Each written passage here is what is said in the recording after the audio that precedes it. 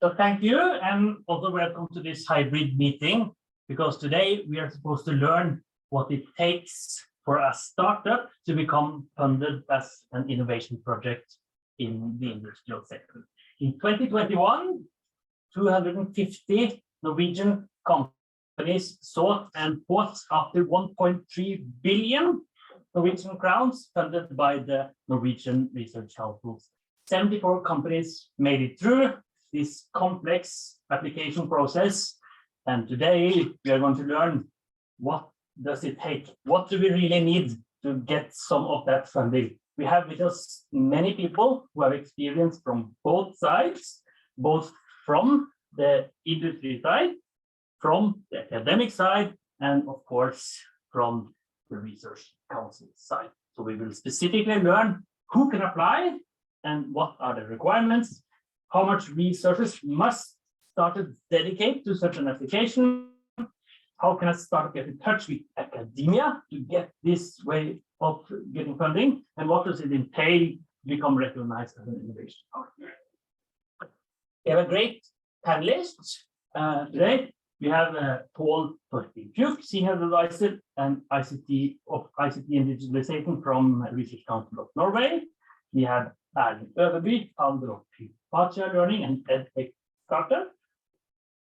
We have Ulf Jacobsen, Head of Research Development at Salt.no, and we have Bjarne Østfold, Chief Research Scientist at Norwegian Computing Center, and Signe Rimer Sørensen, Research Center at SINTEF Digital. My name is Morten Gudvin, and I'm a professor at University of Agder, working on machine learning, artificial intelligence, and also been involved in several IPN projects from academic point of view and as an evaluator. And the key here today is that we first will have some presentations from each of the attendees, and then we will have a debate discussion later on. So we encourage you, both those of you are at the chat, the Zoom meeting, to ask questions, but specifically those that show up physically. Maybe you have some questions for these panelists. So just be ready. Maybe we have some specific questions for them. We'll start off by Paul Torfinn, who will give us a talk about from Research Council of Norway point of view. His talk will be in Norwegian. So, Paul. Yeah, thank you. The reason for that is that most of this material is in Norwegian, and it's pretty hard to translate everything when you do this presentation once in English. So I will do it in Norwegian.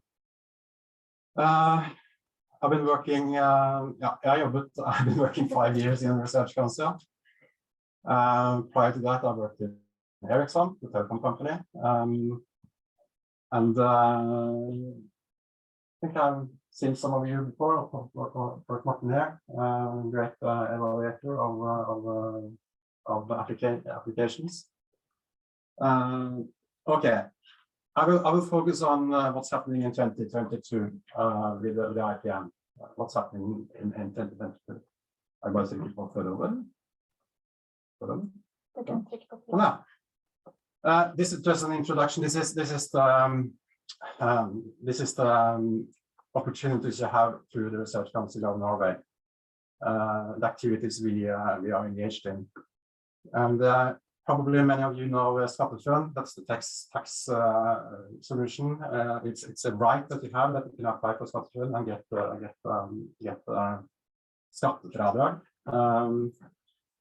Og så har vi innovasjonsprosjekter som vi skal snakke litt mer om i dag, som en konkurransearena, hvor det offisielle jo bare at det de beste prosjektene som får støtte, i hvert fall de som høyest karakter som får støtte. Eurostage, fokus på SMB-er, da må du ha internasjonale partnere. Vi håndterer også regionale forskningsfond, og så det næringsprøve. Men i dag det i dag det innovasjonsprosjekter i næringslivet som vi skal se på. Og i 2022 så deler ut 1,3 milliarder, 1.3 billion, as you mentioned that, Martin. for å støtte R&D activities for næringslivet. Da.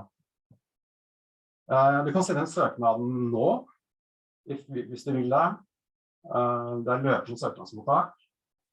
Det ikke løpende søknadsbehandling enda, så vi hopper ikke på søknaden en gang den kommer inn. Det fortsatt frister som vi må forholde til mot praksis. Da. Jeg kommer tilbake til fristene etterpå. Og hele motivasjonen med IPN jo at man skal stimulere til forskningsbasert innovasjon.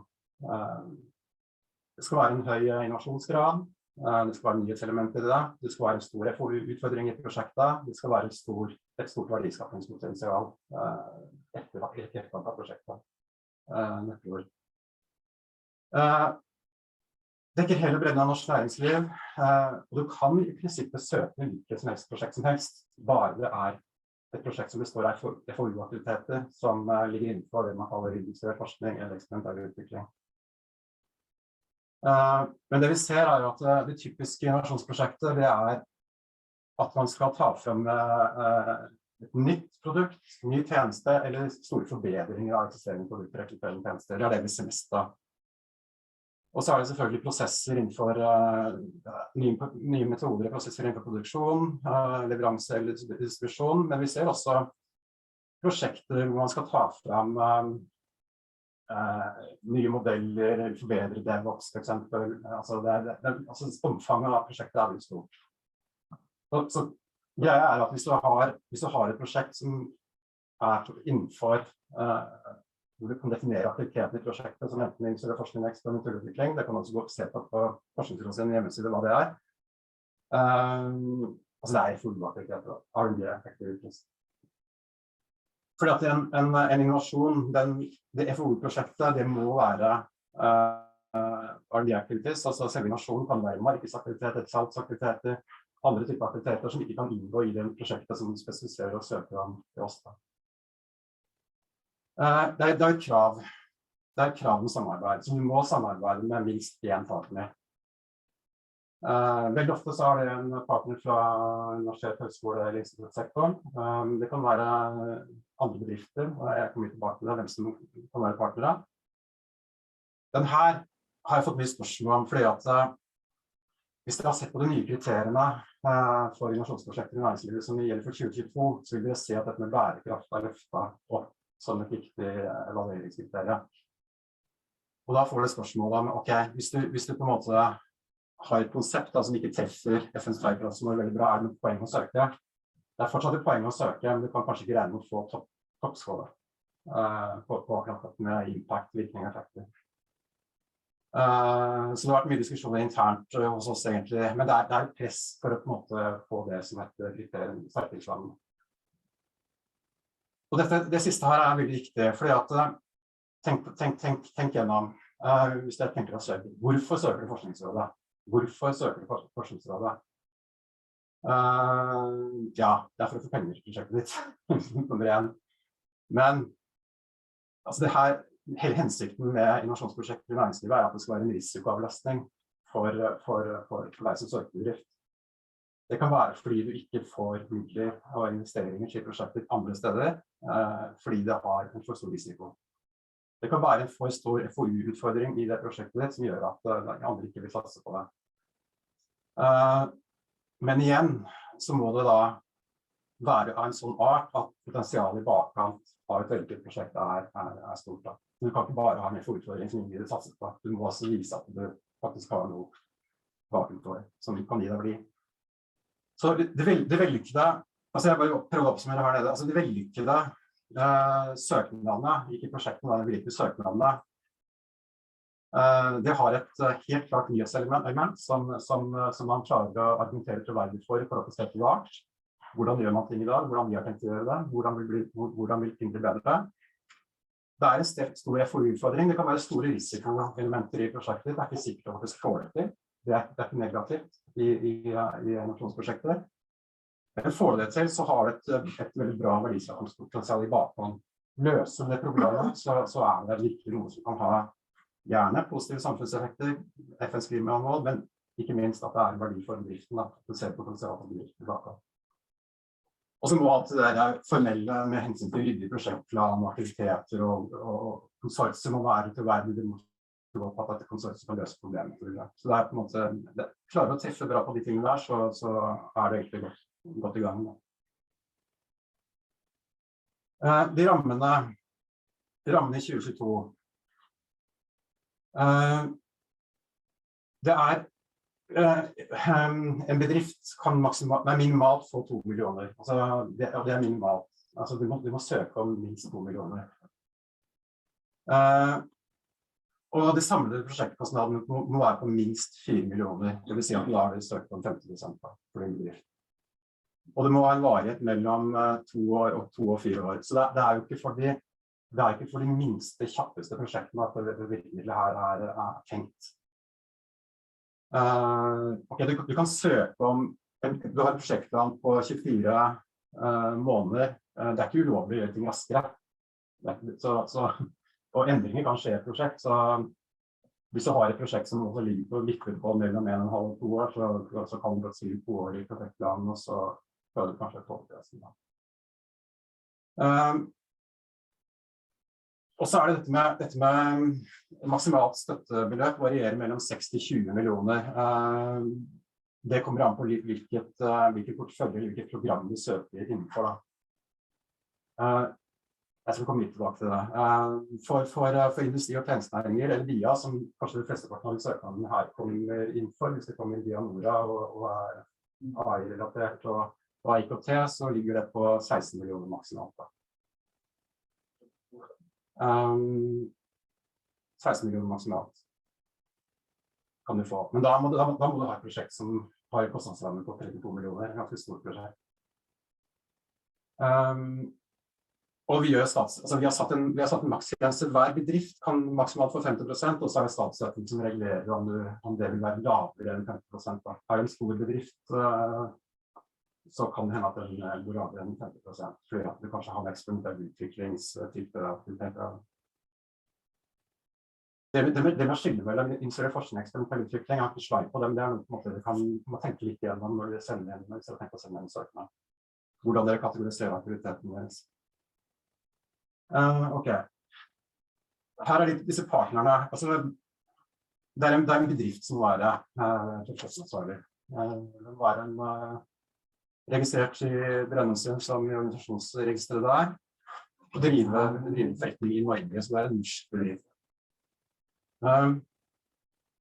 Og så kan du ha med dem, disse begrepene jo, du kan ha med samarbeidspartnere, og de samarbeidspartnerne andre bedrifter som går inn med egen innsats. Altså du som søkerbedrift går inn med egen innsats i prosjekter.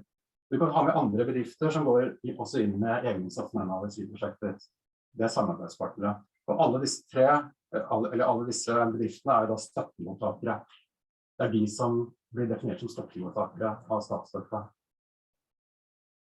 Og så kan du ha med selvfølgelig andre prosjektpartnere i prosjektet ditt, og da det veldig ofte at du har et veldig vanlig oppsett jo at du har bedriften som prosjektansvarlig, så har du med seg en partner fra universitet, høyskole eller instituttsektoren som en FoU-leverandør. Den FoU-leverandøren, den fakturerer jo bedriften som prosjektansvarlig, for den gjør da en jobb for prosjektansvarlig. I det oppsettet her så kan også en bedrift være en FoU-leverandør, men alle disse partnerne som inngår i prosjektet må ha en klar og tydelig rolle. Du kan ikke ha med noen kosmetiske partnere fordi at de ser nice ut i søknaden. De må ha en klar rolle i prosjektet, og de må gå inn med en betydelig kostnad i innsats i prosjektet. Så det disse som på en måte prosjektpartnerne i prosjektet ditt, så kan du definere en del annet samarbeid utenfor deg. For eksempel, forskjellen bruker lang tid nå. Bruker for lang tid. Forskjellen mellom en bedrift som går inn som en del av konsortiet, som en FoU-leverandør og en underleverandør, jo at den partneren, den bedriften i konsortiet essensielt for å lykkes med dette prosjektet, kan ikke byttes ut uten videre. En sånn underleverandør som skal gjøre kanskje enklere utviklingsting, kan man da bytte ut. Så det litt av forskjellen på underleverandør og en bedrift som FoU-partner. Og her disse, det løpende søknadsopptak, så du kan finne sende en søknad når som helst, ikke noe problem med det. Men vi på en måte ikke der at vi kan behandle søknaden med en gang vi kommer inn da. enda. Vi kommer kanskje dit. Så her det jo, det første cut-offen jo 9. mars. Og da skal vi egentlig bare gå i gang før det. Så vi rekker den tidslinsen, så burde det på en måte, det ikke noe vi kommer på nå, og så tar vi helgen, så ja, det bør være litt på gang da. Og da får du svar innen utgangen av juni på den søknaden. Den andre perioden i år jeg har cut-off 14. september, så da har du litt bedre tid på, hvis dere begynner nå å tenke på dem, da det desember som vi får svar. Hvorfor det sånn? Jeg vil ikke begynne å prate om det nå, men det en del porteføljestyrer sånn som skal si sitt og godkjent og det godkjent. Ja, ok. Søknaden den består av 4 ting. Det et digitalt søknadsskjema med en del informasjon som dere må fylle inn. Det en del prosjektspesifikke ting der, men også en del typisk standardinformasjon som dere fyller inn for partner og så videre. Og så det prosjektbeskrivelsen på 10 sider, og den den definert viktigste, for det den som på en måte blir evaluert av disse fagekspertene. Altså de ser på alt, men det den som på en måte beskriver prosjektet og inneholder mest informasjon som blir vurdert. CV på prosjektleder viktig å ha med. Det obligatorisk vedlegg. Og så det et partneropplysningsskjema. Du kan skrive på norsk eller engelsk. Og det mye, det en stor utfordring ofte med prosjektbeskrivelsen på 10 sider. De fleste opplever at det veldig viktig. Så det en challenge å få på en måte mest mulig av informasjonen du vil få fra min på de 10 sidene. Behandlingsprosedyren det jo at alle søknader blir vurdert av et ekspertpanel.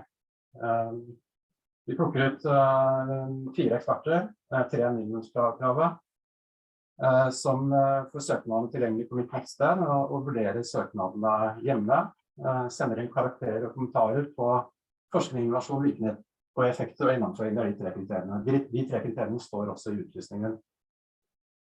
Og det beste tipset hvis du skal skrive en søknad, klart beste tipset, det å gå inn og se på de kriteriene.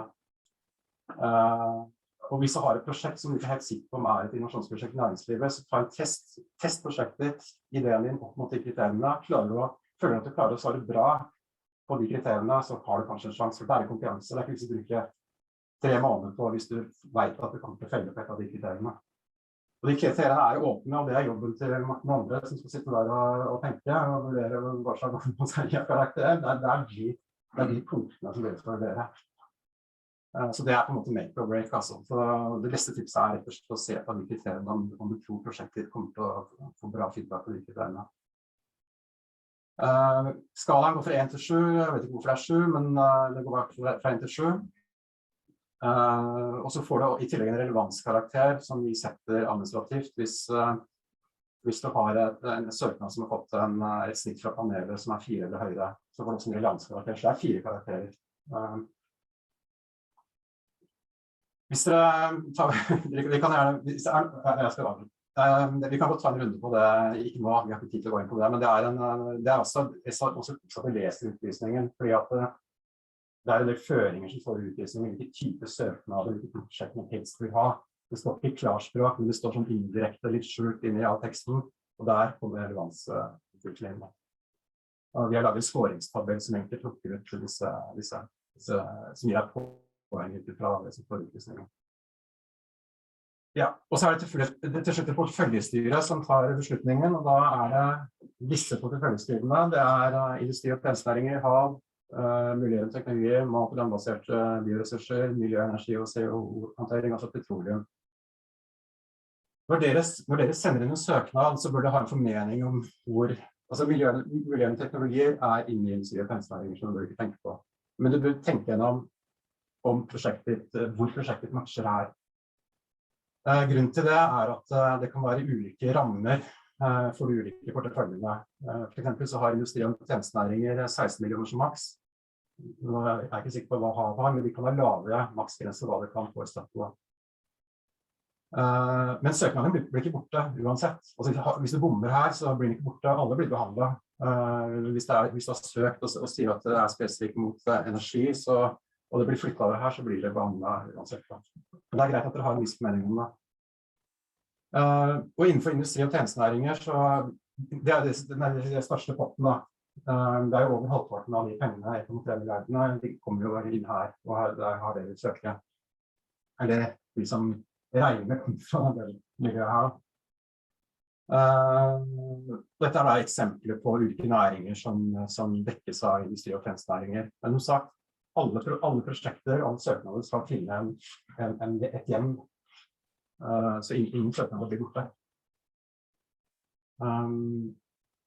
Og dette her eksempler på, jeg har lyst til å si, dette er eksempler på IKT, noen av bedriftene som har fått støtte for prosjekter innenfor IKT, altså IKT-prosjekter ikke bare IKT-næring som representert her, men det noen eksempler. Og det jeg kan si at av de søknadene som vi mottar innenfor IKT-næringsområdet, så det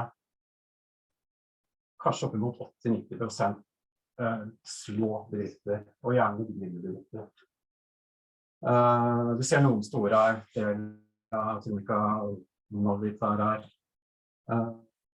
Men flesteparten av søknadene kommer faktisk fra små bedrifter. Altså. Og da det selvfølgelig en jeg vet ikke om vi kan komme til det i panelet, men det noen ting som når du søker som en nystartet bedrift hvor du har 1 til 2 ansatte, og du putter ganske mye egeninnsats i et sånt prosjekt, og behovet for å da forklare hvordan jeg tenkt å finansiere det prosjektet, finansiere den egeninnsatsen, riktig å få frem hvor en gründebedrift. Jeg ferdig nå, altså.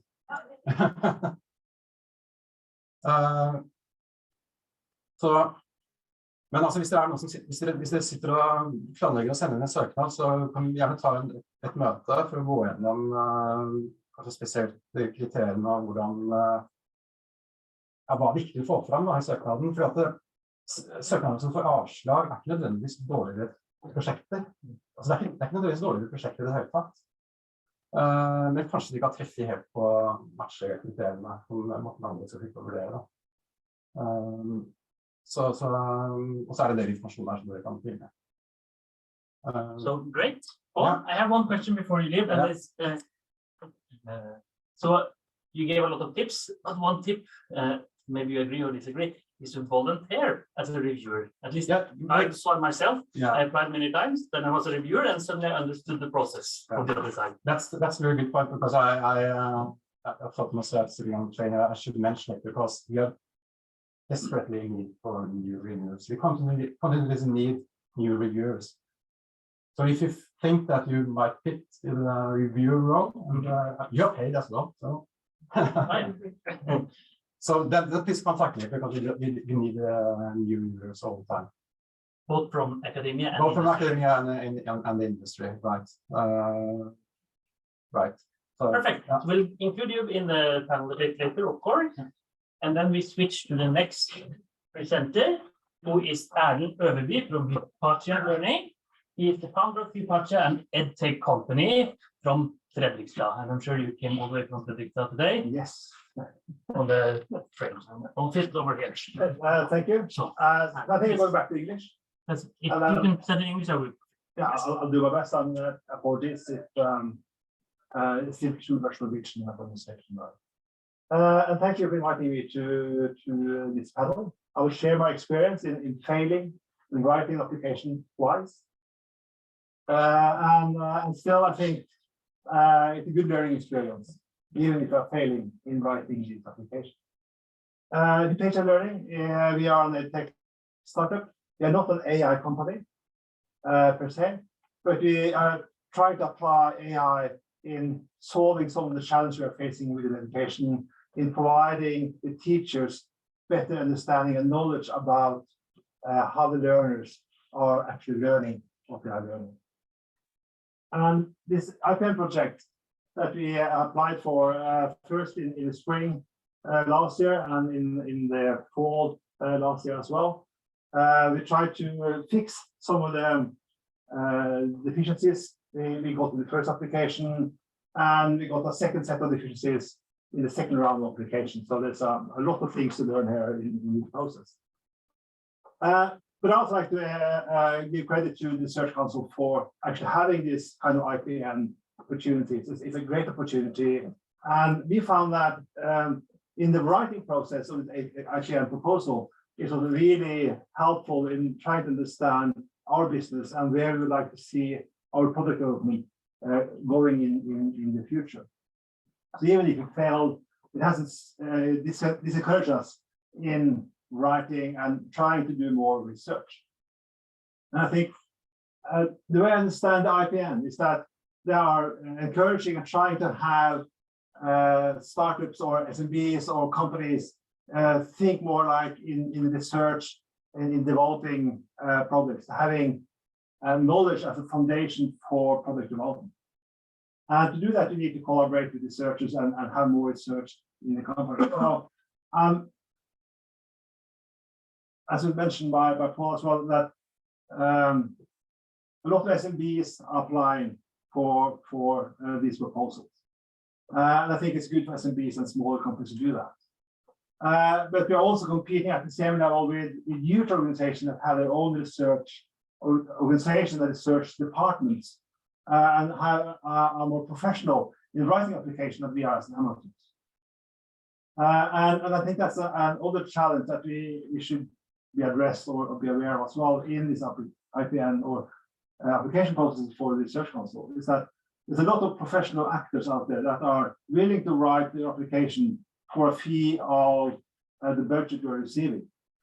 And in the last year, I've been contacted by 3 or 4 different companies that are willing to write my application, both for SkatteFUNN and for IPN and other calls in the Research Council. And I think that's good if you get the money, but it's bad for your internal learning and processes in your company. So I hope that the Research Council will be more aware of those professional writers and maybe judge them slightly different than they do our amateurs. You know, it's challenging how to do that. And I think I'll share some experience about our IPN journey. We started in the fall of 2019. We had a hypothesis, an idea that we could use artificial intelligence to help teachers in assessing written assignments by learners.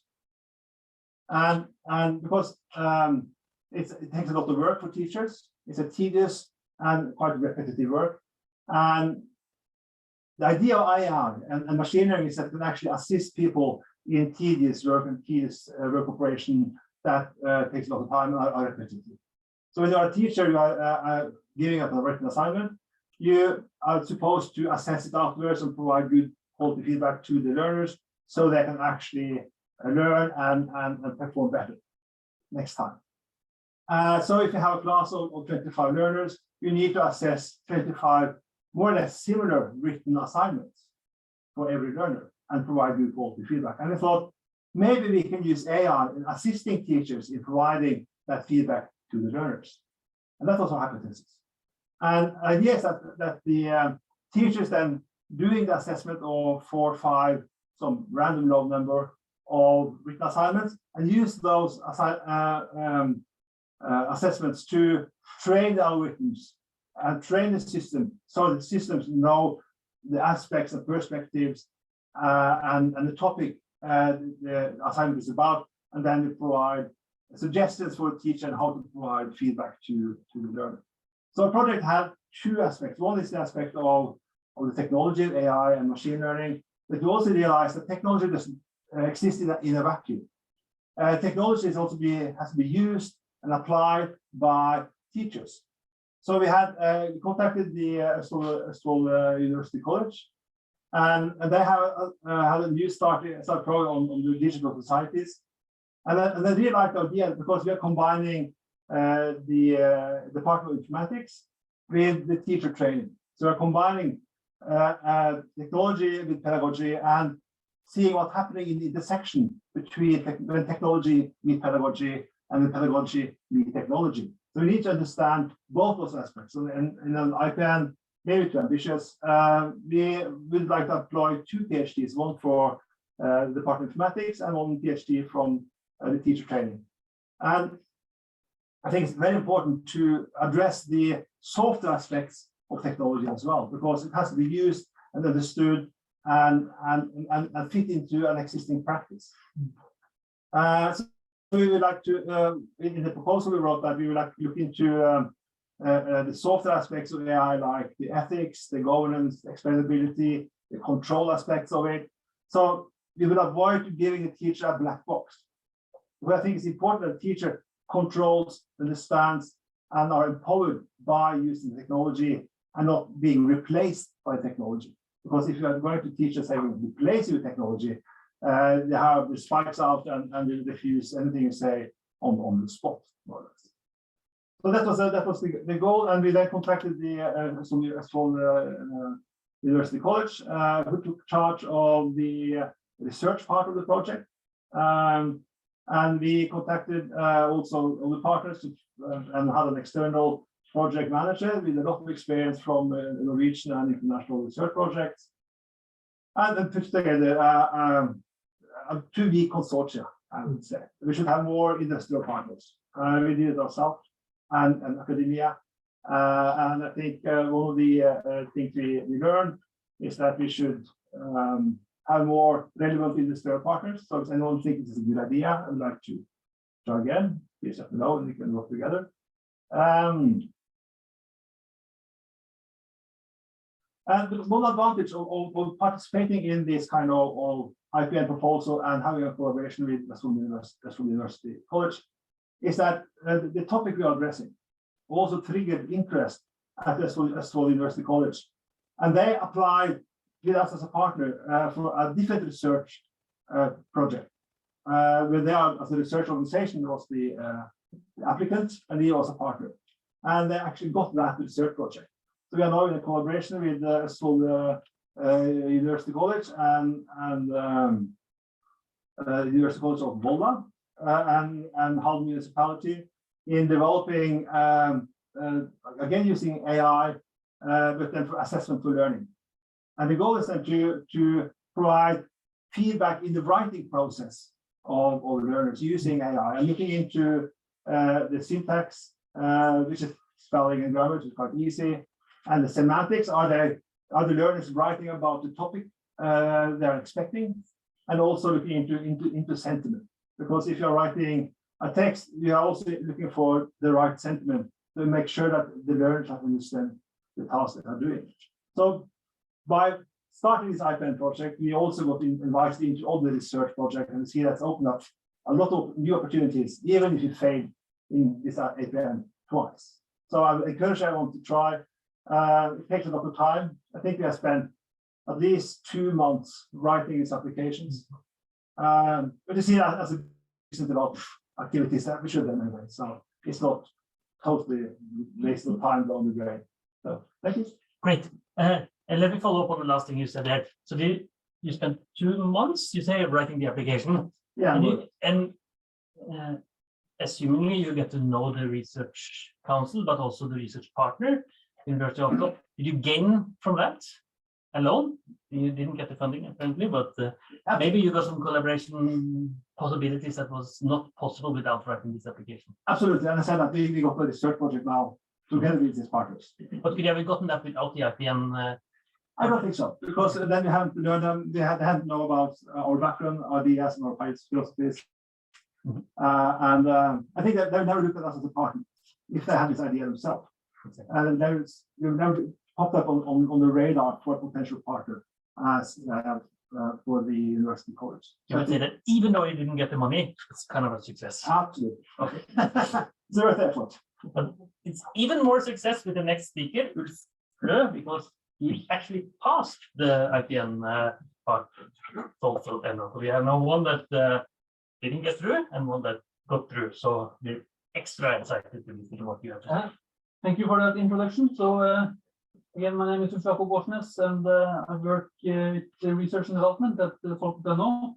So Soltut.no is a Norwegian PropTech startup. We are essentially what's known as an instant buyer or an iBuyer of real estate. And what that entails is that Our customers can go to our website, salt.no, and input information about their apartment. And then we will provide them with a preliminary offer on that apartment within 48 hours. And if our customers think that preliminary offer is interesting, then we can do a video inspection online in 15 minutes and then give a firm offer for the apartment at the market value. And this whole process can typically be done in 5 to 7 days. So Salt.no was founded in 2020 and we launched in January last year. And in that year, we bought 49 apartments, and our goal is to double that by 100 apartments this year. And then next year, our goal is to get up to 200 apartments. So, of course, to facilitate this kind of growth, essentially we have to estimate the value of a lot of apartments, and we have to do it very accurately. And what we realized is that we don't have tools for now for us to do that this in a good way, and especially if we're going to get to the scale that we plan to do in the next 2, 3, 4 years, we won't be able to give an accurate preliminary offer automatically without the involvement of any of our real estate experts. And so to be able to develop this technology, we realized we have to do a big R&D effort ourselves, and that's how we got to the idea that, okay, this could be a good match for an IPN project. So the way that I started was back in March. I was doing basically literature review for trying to figure out how to structure the ongoing research effort of Salt.no. And then I already had come up with some researchers in Norway that I thought was relevant to be a good potential collaborators.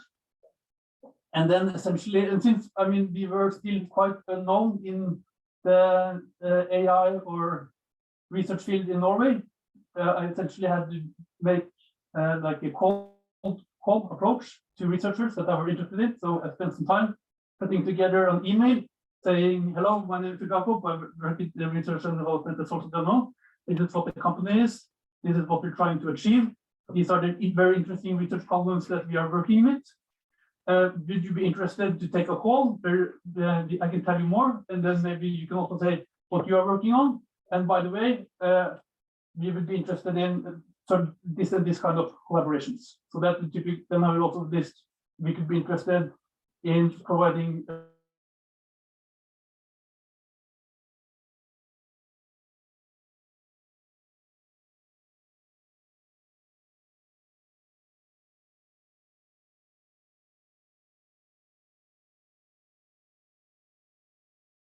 you'll get this like a short answer, typically saying, sounds very interesting, but I have too much to do, I can't really follow up. And so sometimes someone gets some of people that we approach think the idea is interesting. And fortunately, we got one of our favorite researchers on board initially, that's August, who had essentially done research for the last 5 years. He's a professor at NTNU. On exactly what we were doing, and he was hooked. And then so we started the research collaboration with him in March. And since then, we've already provided problems for 2 master theses and problems for one of his project courses. And he's now also in one of our partners in our projects. Then I also put me in contact with Bjarte at the Norsk Sentral. And so we kind of facilitated that meeting, and then we started building our research consortium. So this was in March. So of course, based on our discussions with Bjarte, we figured out that we need a stronger consortium to have like a very good proposal, and we should ideally try to cover more areas of the value chain on the industrial side of the value chain. And since our customer, since we're a B2C and not a B2B business, it was hard to kind of have our customers as part of the research project. But that's how we came up with the idea. Okay, let's try to engage some real estate developers as part of the consortium. And this is kind of one of the big, probably most difficult parts of putting together a good research proposal, is getting like the good research proposal.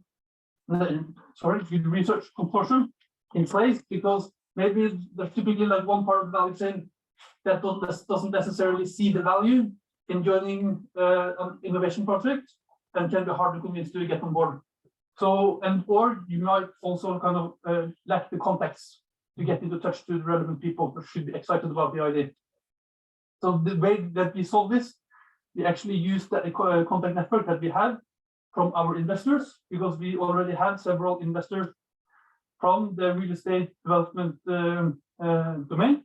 So we went to our investors and have them give us introductions, or just ask them directly, would you be interested in collaborating on this application? And then we of course said it could be very beneficial for you to join this research effort for reason A, B, and C, and also you're an investor, so you should support what we are trying to do. And that in that way we got the two research developers, real estate developers on board, and then we felt we had a strong consortium. So then we submitted our first proposal in May, I think it was the month, yeah, and that proposal did not get funding, but that was also kind of part of the plan, because when we started writing in late March, early April, we already knew we were late, but our thinking was, okay, let's do one iteration. This is the first time I'm doing this innovation project. Then we can get the feedback. We can go through all of the steps, jump through all of the hoops, and then we know how to improve it for the next deadline. And then, so we got the feedback just over the summer, and then we worked quite intensely after we got the feedback to revise the project, and we did some pretty significant revisions. I think mainly we tried to, because we could see that we thought we had a good idea, but there were parts of the ideas that hadn't kind of been properly understood by the referees. So then we tried to prune the focus of the project and cut away the parts that was not like very important for the main ideas, and then spend more time explaining and focusing on the main ideas. And then that's the main thing that we did to revise the project. And then, of course, as well, that I think a big important thing is that the more time you spend discussing your idea and talking with other people and thinking about it, the more mature the ideas become, and then you are much more able to give good answers to the three criteria that the Norwegian Research Council is going to take. So then we submitted this second revision of the proposal last fall, and then we got the funding in December last year. And then after that, there's in a way a new process that starts, in that you have to revise your proposal, because then the Norwegian Research Council is more strict in making sure that we follow kind of all the rules and jump through all of the hoops. So one thing that we have learned is that you should probably be aware that you might get less money than you asked for, and you should communicate that well with your research collaborators, so that they are aware ahead of time that you might be some cuts, and you should probably have a plan how to deal with that. Because if you promise away a certain amount of money, and then you get the cut, the funding gets cut, and then you have to go back and say, oh, you can't have the money that probably the part of the cake that I promised to you. So you have to, yeah, it's good to be aware of that from the beginning. So the amount of resources that we spent on this proposal was mainly me that did most of the work in the writing and coordinating with our partners. But we also got a lot of help with the writing from NR, or the Norwegian Consortium.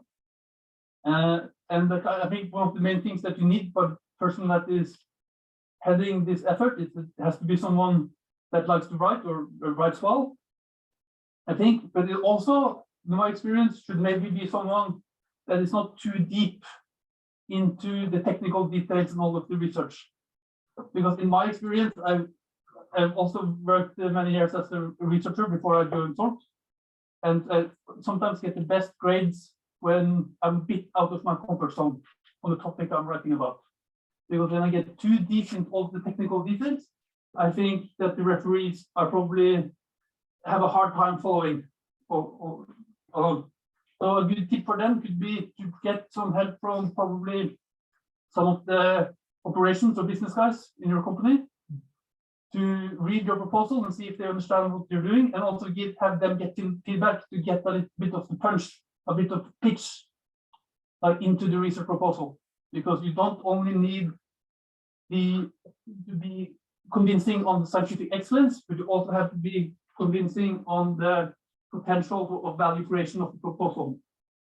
And then if you have a startup, you probably have a lot of experience pitching and saying how much potential there is in the company. So try to bring some of that into the proposal that you're writing. And also related to that, for example, if you compare writing an IPN to writing other types of proposal at Norwegian Research Council, it's simultaneously much harder and also much easier. It's easier in that it usually requires a lower grade to get funding, but it's much harder because you both need excellence and the value creation. You need to perform, you need to be able to get both of these, and that's very, very difficult, I think. And that is the main challenge that I saw in writing, being able to combine that and explain both of these things in 10 pages. Yeah. A question before you leave. You said that you worked as a researcher before. A lot of people contact me from companies and they want to do an IPN or something like that. And after like talking 10 minutes to them, I understand they have no idea what research is. So how much do you think that background helped you in writing that application? I mean, it was, of course, it helps a lot, because the first time you try to write a project proposal for a research project, you have no idea what to do. So when the first time I wrote the project proposal for a research project, what I did, I asked some colleagues of mine when I was working at NORA of sending me some examples of good research proposals that I've gotten a good grade. And then the third proposal I wrote was basically almost section by section copying the previous proposal. And after you've done that once or twice, then you get more of a feel for how the whole proposal should be put together. So yeah, I think that's very important experience. Okay, but that might not be everybody in the industry that has that experience. So we'll come back to that in the debate later on. Because now we're going to go a bit more into the academic part from Norsk Regnesentral, and yeah, that's all. Want to talk about this experience from IPN, please. Thanks. Yeah. Yes. Okay. So this is as a researcher, I'm a bit more concerned about the writing. Writing is what we do mostly to communicate with other researchers. Even if I'm an industrial researcher at a research foundation, Norsk Regnesentral, the Norwegian Computing Center here in Oslo. So most of my tips for how to apply for these innovation projects will relate, or most of my tips will mainly relate to how to write the project proposal itself. So 30 seconds about NORA. We're an independent non-profit research foundation in Norway. We do contract research for businesses and public and private organizations. Roughly 90 scientists, majority of them have PhDs, and our turnover is a bit over 1 million per year, Norwegian crowns. And our research topics are statistics modeling, machine learning and AI, and also computer science in general. So I'm a computer scientist. I did my thesis on AI, symbolic AI. That is. Okay, innovation projects. And also I'll try to relate this a bit to startup companies since NORA, this forum specifically for startups. As also was said in the first talk from Forskningsrådet, is that investing in R&D involves risk. So there's no guaranteed success to do this. So this should be a good fit for startups that are also interested in taking risks. These details about how much money you can apply on that's already been said. So let's skip that. What should the research proposal actually contain? So I was unsure whether that will be said earlier in this talk. But I think a lot of it has been said. Who has the needs and challenges? What are the market opportunities? What's the potential for value creation? Like Ulf mentioned, that's a difficult one. And also make that visible for not just for the applicants, but for also the other partners. So this is a bit things looking at the template. You can find out a lot of these things for yourself. But what's some other challenges? Well, not starting too late. That's a big challenge. It happens almost every time that somebody picks up the phone, calls me and says, let's write an IPN. Well, I finally get somebody to agree to write an IPN together with me. I assist them, and then it's very late, right? So that's one big challenge. Another big challenge is to involve extra companies that are in the value chain, like Ulf Jakob said. That's difficult.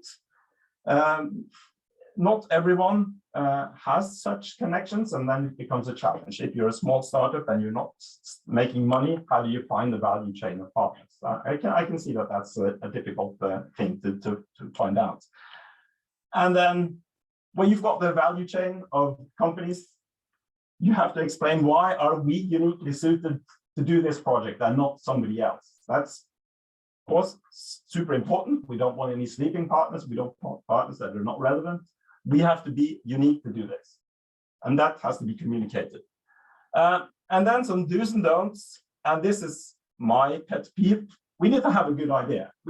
If we can't explain in an elevator pitch why we're doing this and why that's a jolly good idea, then we're dead in the water, basically. And many people make the mistake, not in actual submitted proposals, I hope, but I mean early on in the project, saying, and this does not apply here because we had a good idea from the get-go, but we'll work on stuff, right? We do more or less the same we're doing. We're not quite sure what it is. We'll just continue doing that.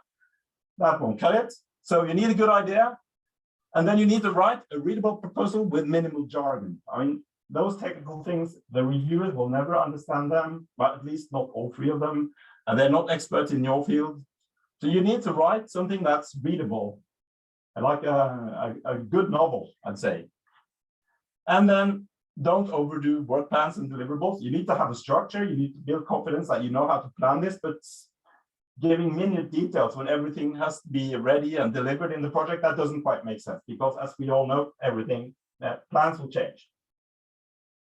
And some more do's and don'ts. So this is my other favorite tip, in addition to having a good idea, is to have an excellent first page of the proposal where you say, this is what's happening. I mean, there's a template that says that certain things should start the proposal, but make sure to include kind of a mini overview of everything and tell people that read the proposal why this is an excellent project. And you should have a number of people reading this, like the people from the business section of the company, somebody that never heard about anything. They have to read this and they have to sign off that this is a good idea. So, like, can you get 10 people to do this? I mean, you'll be have a much higher success rate. And for some proposals, I'm sure just the people who write it actually read this, and maybe not all of them writing it reads this, and that's then you're taking risks that you don't want to be taking.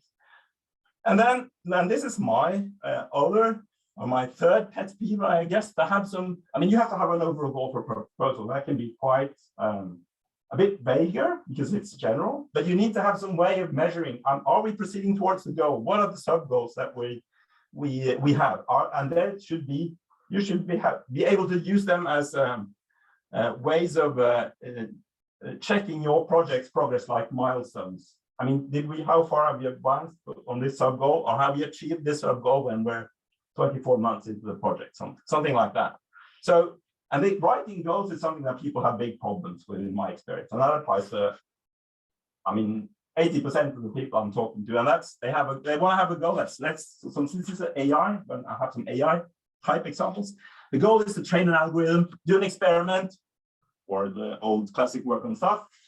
Those are not goals. I mean, I've seen so many proposals with, or drafts with those goals, and even some proposals I have been part of with some work on stuff goals, and they've not been funded. So the goals I want to see are estimate price X with Y% of actual selling price, stuff like that.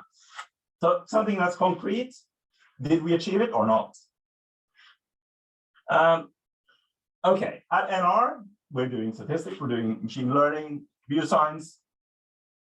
We've partnered with 1, 2, 3, 4, 5, 6, 7, 8. I think these are all running, or very soon to be running, IPN projects together with startups. As you talk about. Yeah, and talk to us if you want. Right. Great. as a researcher, so what's in it for you being part of an IPN project? Why don't spend time on doing the deep research? Yeah, so we're not a university, so we need to get funded. So basically, if we don't get these kinds of projects, then I've got no job anymore. But it's more than only money, right? It's more than money.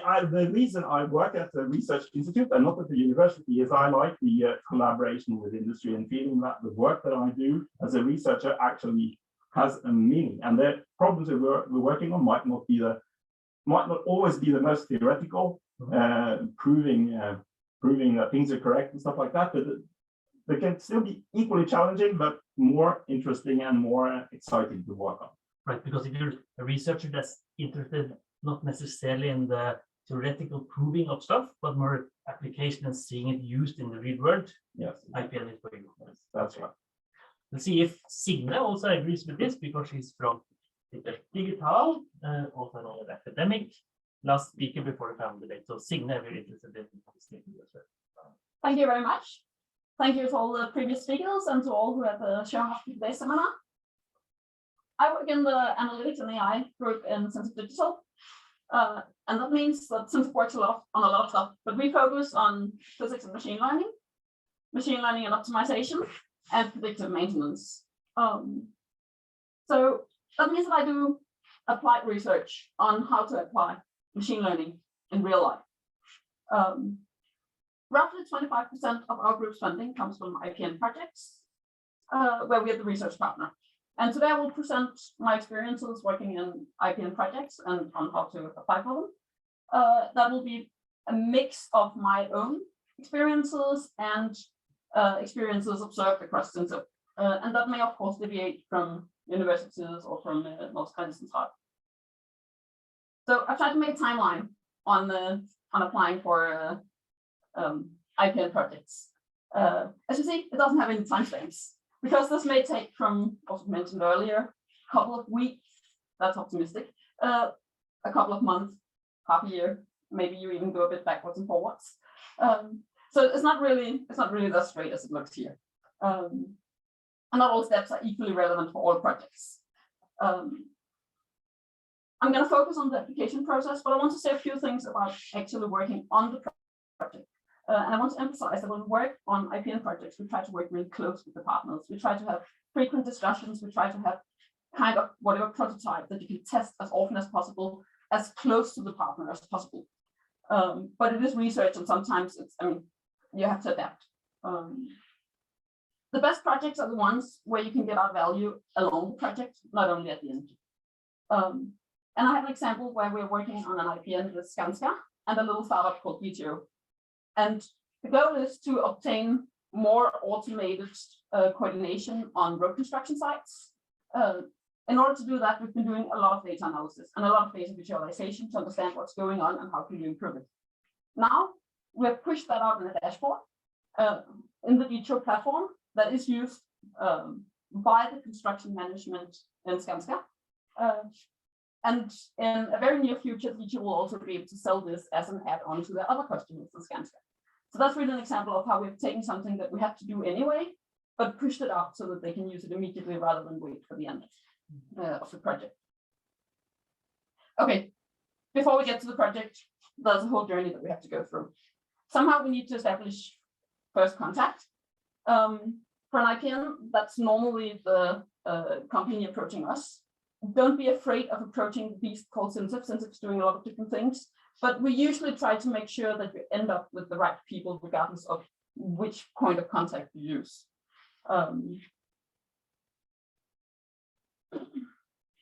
After the initial contact, we need to understand the problem. We need to understand what we're talking about. Depending on the company, we have had previous success with having sort of a joint seminar. We've been told a little bit about the problem itself, and we also come out and tell about what is AI and what is machine learning, and maybe clarify the hype a little. I don't think with the audience today that might not be necessary, but it can be a good idea. The next step is that we want to concretize the idea and the problem and the potential ideas for the solution. So what is in the problem? What is the problem? how will the solution create value for you, for the customers, for whoever, where is the value? Is it old methods being applied on a new problem, or is it actually AI research that we will have to do? And both are equally valid. It's just a question of understanding what are we going to.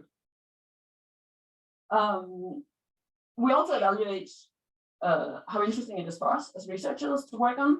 Are we the right people? Should you actually apply some other method? Should we send you somewhere else? Yeah, does it fit with our competence? We would like to be able to do everything, but let's be realistic. But we have good colleagues. At this stage, startups, they're quite often a lot clearer on what they want than big companies. Big companies, we occasionally see they come and they have, oh, can we do something with our data? Can we work on stuff? But startups, they're usually sort of straight to the point. They know what they want. But for you, that means that it's an opportunity for you to stress test your idea. We're going to ask a lot of questions. We're going to see when we're trying to evaluate the chance of success. It's really like, yeah, we're going to try and ask all the critical questions. So it's also an option, opportunity for mapping sort of future directions, not just this particular problem or individual project, but stress test your idea, map future possibilities. This is also where we should start thinking about, do we have the right competences in the, like, you and us together, do we need multiple partners? Do we cover the entire value chain? What are the stakeholders in the problem? Who should be included? And here, the Research Council, you didn't mention it, but the Research Council has a very nice tool called the Canvas that you can look up and you can fill it in. And that actually sort of takes you all the way around the critical questions. Okay, assuming that we still think it's a good idea to try and solve this problem, that's where you do the call identification. In this case, we're just going to focus on the IPN, but there could be other relevant calls to apply for. Sometimes it's useful to do some sort of pre-project, map the existing state of the art, or check the data qualities before we start. We try to take each step as an opportunity for creating value. So a pre-project should be something that gives value in itself, even if it doesn't lead to an IPN in the end. Occasionally, the regional research councils will support pre-projects like this, and if it fits with the deadline, it's worth applying for a couple of $100,000 for support for a pre-project. Okay, so by now we should be pretty confident that we know the research questions and have some idea of what methodology we want to use. And it should be pretty clear who should be the partners in the consortium in the project. Then there are practical questions such as work packages and budgets. It's common for projects that we're partners in that the industry will provide the in-kind necessary for the project, and they are applying for funding to buy expertise and research resources from us. It's not the only split you can do, but as an independent research organization, we cannot provide in-kind, or we do not provide in-kind. IPNs, they're usually owned by, or they are owned by the industry partner, but they can be managed either from the research partner or from the industry partner. So we can at least provide support for that part also. And that may be useful if you're not a very big company. Then it's just a question of putting it all together, following all the good advice we got before. Write things, follow the templates, make sure that you triple check that you answer all the questions, not only the questions in the templates, but also the evaluation criteria, and have somebody else read through your application before you submit it. It's a lot of work writing an application, even though I just put it here into sort of right. We are trying to, when we commit to a project, we're trying to provide as much help as possible. It's also our interest to win the project. It's something we're doing in a sense for free. We're not charging hours for doing the writing process. We're supporting as much as we can. We also want to win the project, but we cannot write the application for you. It's a collaborative effort to write an application. And then ideally we get the project and we go through the startup phase where it was mentioned before, you rewrite all your research plans and you have to adjust the budget and you have to do contract reviews, and patience is the key. You will get through it. Hopefully you'll end up with a kickoff and a super interesting project. As was also mentioned several times today, it's not always that that you have successes first shot. Then you go back, usually to the call identification, and then you iterate through again. Hopefully you've learned something from the process. It might also be that this way you jump back to the pre-project and say, okay, if we can't get all the way now, what can we do to keep moving while we're trying again? Yeah, and I've also been involved with that setback multiple times. On average, Census has a success rate around 25 to 30%. That's somewhat above the average on IPN applications in general. And that's because we've been through this process multiple times and we use internal resources on having somebody else reading the application, somebody else checking off. You actually look at the evaluation criteria. Yeah, and we know the system. So I hope this has provided some overview, and I'm happy to answer any questions before we move on to the panel debate. Great. Thank you, Signe, and we're soon in the panel. So how much time would you typically spend? So a company contacts you, Skanska or anyone. How much time does it take before the actual application is submitted? As I said, that's very, very different from process to process. Anywhere between, I mean, let's say now is a good time to contact us for the application deadline in September. Okay. But then it might be more or less intensive. Yep. Yeah. So it varies, and it also depends on how good is how concrete is your problem, how much have you thought through this value chain. You already know who you want in your solution. Yep. And how much of this have you thought about in advance? But if you aim for the September deadline, you have time for a pre-project before that, or is that just the writing part? If you're willing to pay for a pre-project, yes. You have time for that. Yeah, but it would, you probably can't apply for funding for a pre-project to do now before September. Great. So let's welcome everybody as a panel here. So please bring your chair. Last 20 minutes or so. Please keep in mind that the questions for the audience as well, and you have contact with our virtual audience so just keep that in mind.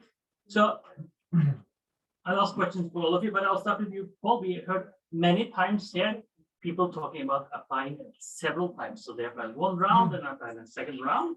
How often do people succeed the second round? So I've experienced myself being part of a reviewer that I review an application that even got worse grades the second time. So if I fail the first time, should I try again or should I give up? Yeah, I think I don't have any statistics for that, but we see that if you look at, for instance, the last round last year, was a lot of applications that actually got the denial that applied was one. And many of them succeeded the next time around. They might have improved their application, but we should also understand that the panel is people. It's not an answer with lines under. So even though if you have a very good application, you will probably get through. But it might be sometimes that it's a subjective view of the panel that is evaluating your application. But that might happen. I've a meeting with applicants that tried 3 times. They got the best score the first time. Yeah. So they should have just repeated the first again, maybe instead of changing. Yeah. But that's it's on the people in panel. You can do different type of evaluations. But it's not that much we write that's given feedback. So one of the industry partners, maybe Aaron. So did you feel that was useful feedback you got? Yeah. Yes, and actually pinpointed some weaknesses in the first application. So it was useful, and it was hard to disagree with the comments. It provided useful information, and we tried to improve that in the second round, tighten up and answer the deficiencies more precisely. But then I found other deficiencies.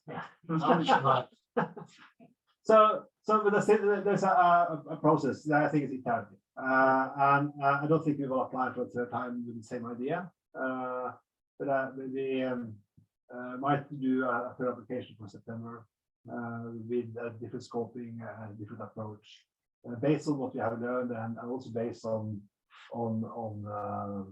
the insights of finding more suitable industrial partners, to have a stronger industrial consortium, and I think finding research partners who work for money is easier. Because you can also ask for a meeting with the legal counsel after the application is finished, can you not? Yeah, definitely. I have from the last round last year. I think I had 10 meetings with people that are refused, and in that meeting we give them a broader feedback. We can go into the comments that we sent in prior to the consensus meeting, and provide more details about what we thought, anonymously, of course. Okay, good. And if there are clear lacks according to the criteria, we can also give information about how they actually should address those weaknesses. But hopefully they understand it themselves as well. And you talked about it now, Aaron, and let's go this to Ulf then. So how important do you feel the consortium itself is rather than the idea? So the partnership sort of.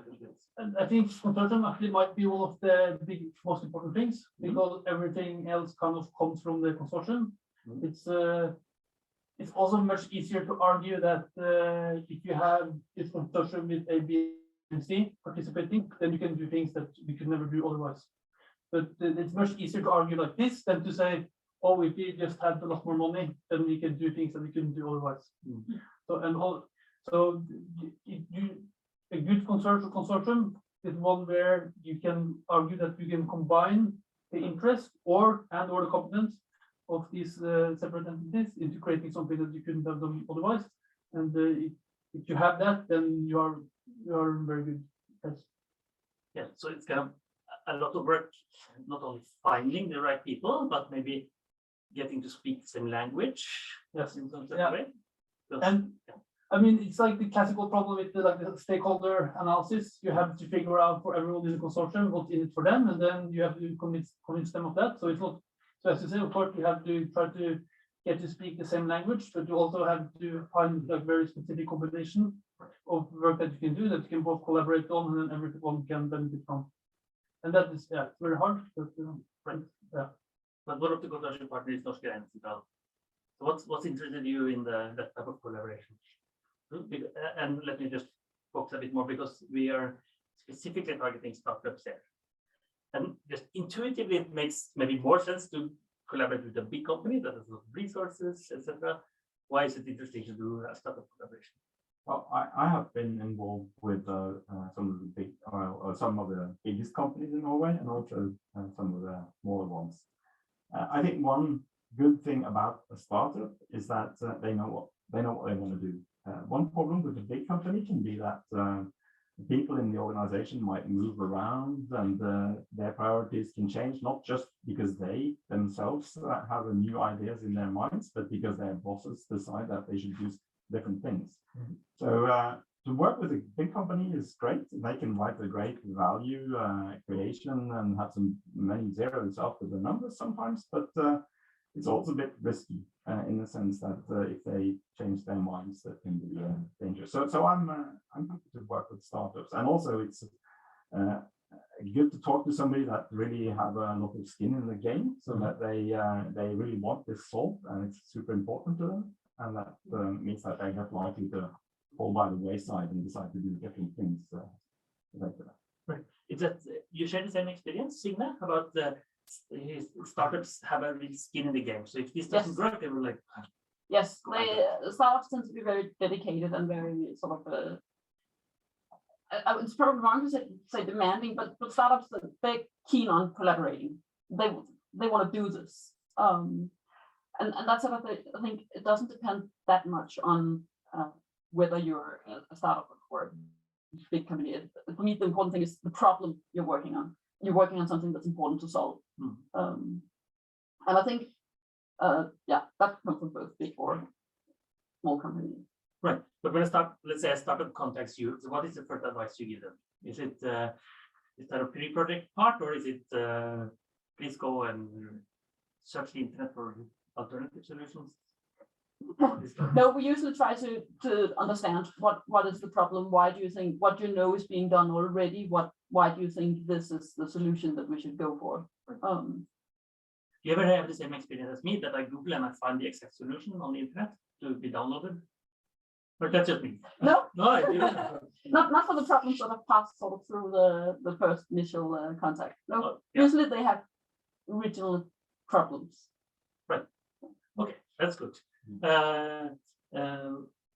What about as a researcher? It's important to publish. For me, I often find that a little bit hard, even in the IPN project, because the companies don't really see that as a big value. Is that something you experience? Let's do it then. No, I think companies are normally quite happy to do that, especially this. Well, yeah, small or big ones are quite happy with that. And that, of course, there's this discussion of whether something should be secret. So that has to be solved. In my experience, that's not the real problem. And of course, if you are working in a researcher focused problem, like a project, like where you have a different kind of funding, then you might spend, take 3 weeks to write something up in a polished text in a different way, maybe. And when you're working in this kind of project, maybe you have less time to sit and just ponder on how should this exactly be presented, and you have to focus more on the essence and less on the form. And I think both things are fine. So what do you get out of publishing? So I mean, I think I've worked as a researcher before, so I like publish something that doesn't do my job. But I think also it's important for us in Salt to a very important thing to us in a more long-term perspective is to attract talent and also find good potential collaborators. And the one way to get your name out there and show that you know what you're doing is to actually publish your results. And in the type of research that we're doing, it's not really patentable, at least not in Norway. It could potentially be in the US. And so then that part isn't that big of an issue, I think. So it's more about actually prioritizing resources towards are you going to spend the time publishing. And if you have nice results, it doesn't take a lot of time to write it up in a paper. But we wouldn't kind of spend a lot of time doing research just for the sake of publishing. But if we have a nice result that is relevant for our business, then it's worthwhile to spend a couple of weeks writing that paper. yeah, what do you think? Yeah, following up on the what's in for research and publishing. Sure, yeah. But also I think from a startup perspective, I think about this. It's actually quite scary to contact researchers. Yeah, why? Because they are supposed to be, well, they are knowledgeable, and they have huge insight into the area domain you are addressing, because that's why you're contacting them. Yeah. And I think one thing you hear is that they say, well, as you said, they do a Google search and this is the problem, or this is the solution of the problem. Yeah. It was solved decades ago. Yeah. It's nothing new, it's nothing innovative in this one. I think there's fear in that. So I think, and also I realize in this IPN process is that it's important to kind of demystify the role of the researchers. They are not knowledge gods. They have some methodologies and they have some methodology and tools they're using to approach a problem, which is it's maybe what we need as a startup to solve the issue we are facing. Is not maybe not the deep knowledge, but the methodologies and the principles and the network and how to approach a problem. I think that's important. Yeah, what do you think, Signe? Are we knowledge gods or are we? Not knowledge god. And I wanted to say, first of all, in terms of publication, we usually try to take that into account already when we're writing the application and defining the project. That if there has to be something in it for us, there's some research question, and that means that there's something that we want to solve, and that's publishable. And we try to say that upfront early, that if there's something publishable in this, we would like to publish it. And we see that we usually get very positive response on that. And in terms of, as you say, approaching researchers, even when we Google and say, okay, there's actually a solution for this problem, I find that in machine learning and AI, there's often a huge gap between, yes, there is a theoretical solution to your problem, and you actually want to apply it and solve the product. That gap is not just trivial. There's usually actually quite a significant effort required that may also be characterized as research. So don't be afraid that we have the solution, even if we come up and say we have the theoretical solution. Because it's always a debate, right? We have to discuss, or a discussion at least. We have to understand the problem that comes to us, and that takes a long time. So I know we have a very active community online. What are they asking? We have a question here to NFR. Okay. So, obviously, the likes of Yara, Statkraft, or NORA will wipe the floor with a smaller company in terms of available resources. Yet I see there is a fairly strong presence of mini companies in your recipients every year. I'm curious to hear you reflect around the inherent difference in available resources, administrative, distribution, experience, etc., between large and small companies, and how it might affect your assessment. I think you're right. The small companies compete against the large companies. That's for sure. I mean, startups compete with Hydro, I mean, not only from the ICT industry, but everybody competes. But each application is evaluated by itself also. So you don't compare that small company with a large company when you evaluate that application alone. I think for a small company, I mean, there should be no drawback from a Gründer type of company to apply. Of course, you need to have a Norwegian company that is registered. But you go in with a lot. You usually go in with quite a lot of in-kind resources in the project, and then you must build trust that you have plans for investments. How you trust that you can actually fulfill the obligations that you say are going to do in the project. Sometimes some evaluators try to punish small companies because they're so small they cannot do this, but they're not actually allowed to do that because funding can come after they get the grant, for instance. But my advice is that as a small company, a company, please spend a little bit more time actually trying to explain how they're going to finance the project, just to take that uncertainty away. Signe gave an example where there was a small company collaborating with a big company and applying for IPN. Is that a common way to do it? Yeah, a small company. It was with Yara, maybe I can remember. No, it's with Skanska, where we have a startup. We see all type of combinations as part of the project group. The main thing I think you addressed that as well is that they need to have a clear role in the project. They can't be there for cosmetic reasons.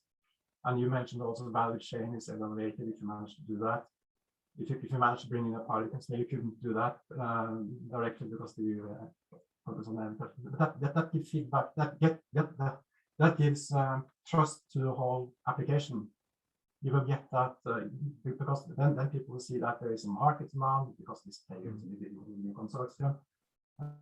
It's easier to explain the potential for your company because you have a pilot customer there. The pilot customers, they don't need to spend a huge amount of time in the project, but maybe regarding requirements, maybe regarding the pilot testing, but they need to be there. So that's an advice if you manage to bring in a type of pilot customer in your project. It's very beneficial for several parts in the relation. So are there any questions from the audience? Yeah. Yes, what is your question? I have several, but So what is, where do you come from and what is your question? Yeah. I'm one of the startups that I belong here at the garage, at the garage. Similar. What is your name of your startup? I'm coming from Disputas. Okay, with us. And yeah, I'm wondering what does a good consortium look like? Is it good to have like several actors from each stage in the value chain, or will that just clutter things? And is it good to have like big and strong actors, or can small actors be good as well? So about consortium, what is the best way to organize it, or do you have any tips? Maybe it was you, Paul, first. Yeah, I think that if you look at, of course, the project responsible company, you as a startup company, the next project responsible. We've seen at several places in the application, it's beneficial to have partners from SINTEF and universities, because that builds trust as well for certain parts in the application. Especially when you're going to, when you want to elaborate around the research needs, research methods, and also the project activities in the project plan. SINTEF and professional actors doing that set up for you in a nice way. And even though not all evaluators understand everything, it gives trust after having those partners doing. But again, I think you now to get to score on the collaboration part of the IPN, I think you need to bring more in than just you and your research partner. That can, you have a lot of projects with that set up, but if you manage to bring in, for instance, end customers, pilot customers, it can be other enterprises that work within the same area as you do, maybe complementing you. But that's up to the project, really. I mean, you need to cooperate with at least one partner, and that partner should not have. If you have one partner, that should not be a very minimal part of the project, really. So. So did you have an end customer in your proposal? Right, so as a B2C, our end customers are like the regular people selling their apartments. So the way that we try to address that is that we got the 2 real estate developers on board. And then we also wrote about, this is kind of an idea that developed working with proposal, that the tools that we developed will also be interesting for these real estate developers in designing and evaluating new developments. So in that way, it wouldn't be an end customer in our current business model, but it could be a potential new vertical, or it could be something that you could also take further and use after the project. And this also touches a bit on one thing that I think is very difficult to address in the proposal, is that both it shouldn't be anything that you shouldn't actually design and implement the product in the project, because that is not considered research and development. But at the same time, you have to argue how there's a big potential value creation and how we're going to realize that after the project. And that's often a product, right? Yes, so that kind of goes a bit against each other. So a little bit counterintuitive. We're going towards the end there, but we always ask the same question at the end of these panels, and this is, how can NORA and NORA startup be a good place to fuel this type of thing? So we start with Paul. So if you think, what is the ideal situation for NORA to help writing better proposals for you? So maybe in half a year or so, it's this is from a NORA partner. Obviously, this is so good. What has happened? Yeah, but it's a lot of partners in NORA. So. Yeah, but maybe the consortium could help in some way, maybe. Yeah, you mean NORA or the different players in NORA? I mean NORA. Yeah. So this is one example where we can educate. Yeah. So could we, for example, have a you send out proposals for each other to read, or is that something that is useful? Or I'm not sure. It's a tough question. So let's go to Norwegian. Could you get help from NORA in any way to be even more successful in your applications? Well, the good thing about the IPNs and startups is there are probably many candidates to try and maybe fail and maybe succeed. So have these kinds of experience seminars, a bit like we're doing now, would be also something that would be interesting for us to hear the experience of others. And maybe I'm sure that all the research organizations will be interested also to share experience, because this is, let's face it, it's a bit of a marketing exercise for us as well. So I think that's sharing experience is something that should benefit everyone. Of course, the concrete proposals and startups are sometimes a bit secretive about what they're doing, and sharing proposal fragments can be a bit sensitive. But I think there are still lots of things around consortium building and other things that could benefit from a kind of a seminar. Yeah, So bring people together. bringing people together, exactly, and bringing consortium. Could you get help in some way other than consortium building? I was actually going to say the same thing, but I really want to underline this because that in many ways one of the most, if not the most difficult part in creating a good project, getting together a good consortium. Yeah. And then my experience as now working in the industry, I kind of feel that to a certain degree we lack these places to meet other informal settings, to meet other potential researchers or companies that work in to do similar things, because I don't really go to academic conferences to the same degree anymore and have those types of seminars. So it's harder to find to have informal conversations with other people in the field, which then later could lead to collaborations. If you kind of go all the way to Norwegian or meet about the university in person, I mean, that kind of requires something typically to get to that point first. How can NORA help? Gotcha. I think doing more what they're doing now, like this one. I think what would help is to have an arena where you can present proposals and get in touch with researchers, business partners, identifying potential PhD projects, etc. And I think NORA could also, for research proposals, maybe offers a vetting process, making sure that they avoid the common pitfalls and mistakes, for example. I also think it's for NORA, it's a difference between doing research on AI and algorithms and applying that into a business context. And we are not doing AI research, we are trying to apply in a business context, and we need maybe different partners to achieve that in a successful way. Signe, you get the last word in this. What is your tips? I definitely think that the consortium building, identify value chains, identify problems that are similar but potentially not competing. I can come up with an example. We have a project where we have one partner, they're building robots that are feeding cows, and the other partner is building robots that are collecting boxes in a warehouse. They basically have the same problem because they have to route the thing around. They're not competing. They can work together on the solution. Things like that, being able to identify similar projects. I think inspiration, being able to a forum where you can talk about your potential problems, but also where you can see others who have either failed or succeeded. Get the inspiration, maybe get the courage to actually go and contact potential partners and send them an application.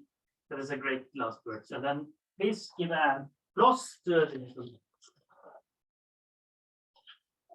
if you're interested in NORA and NORA startup, just please go to the website, and I'm sure some of these people will be hanging around for a bit if you want to give a chat.